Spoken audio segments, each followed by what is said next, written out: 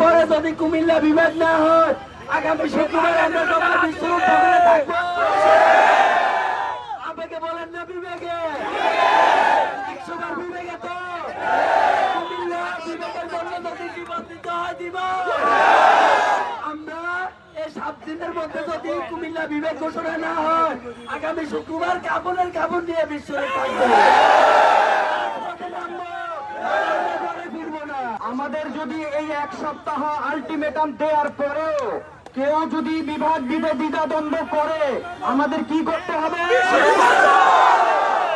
আগামী রবিবার পর্যন্ত সময় দেওয়া হলো। রবিবারের পরে শিথিল থাকবো। শিথিল 2-4 দিনের মধ্যেই ঘোষণা হয়ে যাবে কবে আমরা রাজপথ দখল করবো। কবে দিতে বলেন? আপনাদের মতামতের প্রয়োজন।